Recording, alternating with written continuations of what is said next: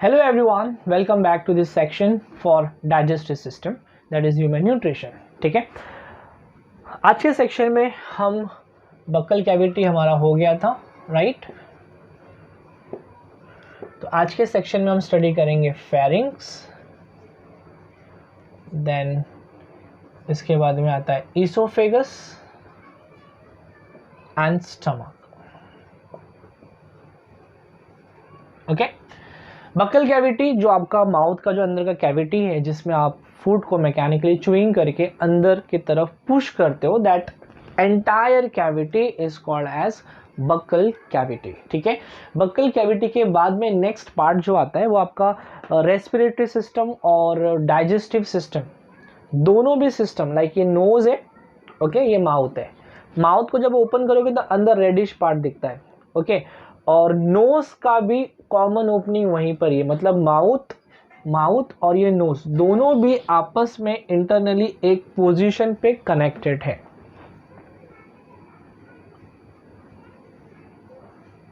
Okay, like ये आपका knows open होता है यहाँ पे और ये आपका माउथ ओपन होता है यहाँ पे, right? Can you see the common junction? This common junction is called as pharynx. Okay, pharynx. क्या मतलब हुआ pharynx का? It's a common opening for your digestive as well as for your respiratory system. ठीक है, ये आपका buccal cavity,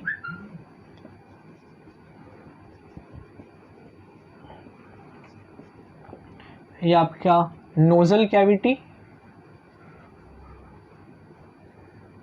okay, तो दोनों भी आके कॉमनली एक पोजीशन पे ज्वाइंट होते हैं and this common junction we call it as pharynx. Okay, this common junction we call it as pharynx. ठीक है, फेरिंग्स के जस्ट नीचे का जो पार्ट होता है यहाँ पे एपिग्लोटिस करके एक स्ट्रक्चर होता है जिसके थ्रू आपका डाइजेस्टिव सिस्टम और आपका रेस्पिरेटरी सिस्टम दोनों भी अलग अलग हो जाता है. ठीक है, बता देता हूँ वो भी मैं आपको. लाइक ये मैंने दो पाइपलाइंस बना दिए. ठीक है, पीछे वाला पाइपलाइन जो है ये आपका ईसोफेगस है, ईसोफेगस, और ये वाला जो है जो फ्रंट साइड में जो दिखता है this is called as trachea. ठीक है, इसमें से अंदर सिर्फ विंड जा सकती है और वापस आ सकती है.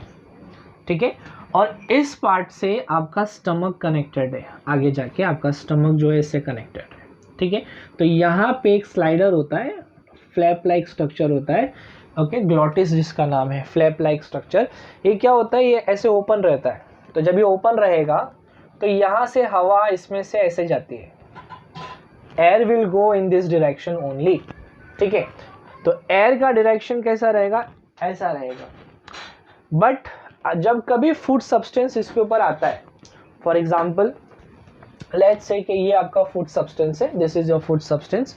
ठीक है, तो फूड सब्सटेंस जब इसके ऊपर आएगा तो वजन से ये फ्लैप नीचे जाएगा और इस रेस्पिरेटरी ट्रैक को क्लोज कर देगा. तो ये खाना जो है आपका स्लाइड करके किस में से पास करेगा, ईसोफेगस में से पास करके आपके स्टमक के अंदर डाइजेशन प्रोसेस उसका स्टार्ट होएगा.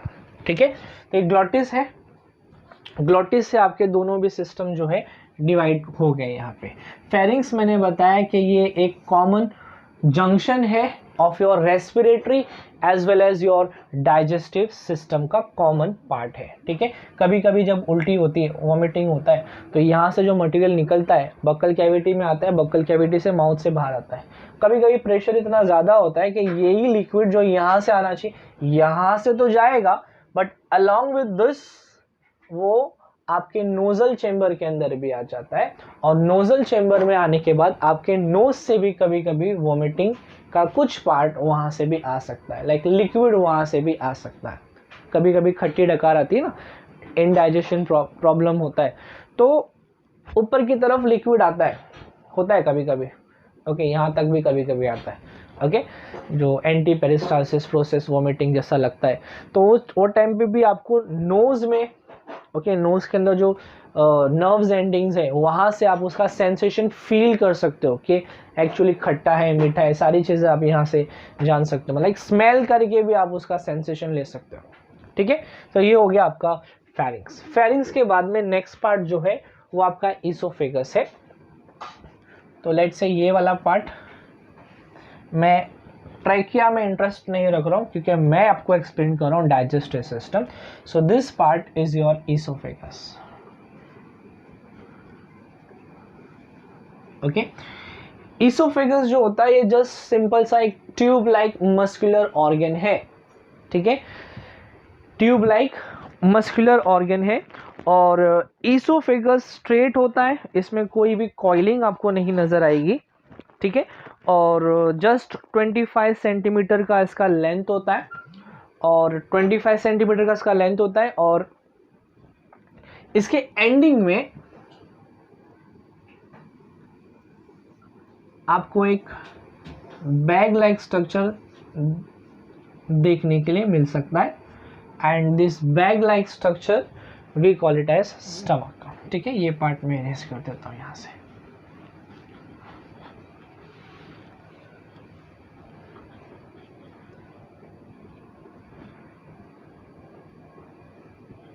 ठीक है, इस पार्ट को हम क्या बोलेंगे, स्टमक। स्टमक के 3 डिफरेंट पार्ट्स होते हैं।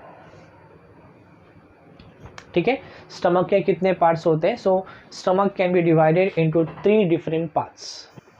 चलिए देख लेते हैं कि इसके 3 पार्ट्स कौन कौन से 3 पार्ट्स हैं स्टमक के।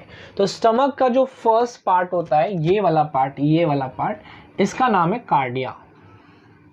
ओके, सेकेंड पार्ट जो सेंट्रल पार्ट है ये वाला, इसको हम बोलते हैं फंडस, FUNDUS, फंडस। और थर्ड पार्ट यहाँ पर जो है इसका नाम हम बोलते हैं इसको, this is called as pyloric part of the stomach. क्या बोलेंगे इसको? Pyloric part of the stomach. Cardia, fundus and pyloric part of the stomach.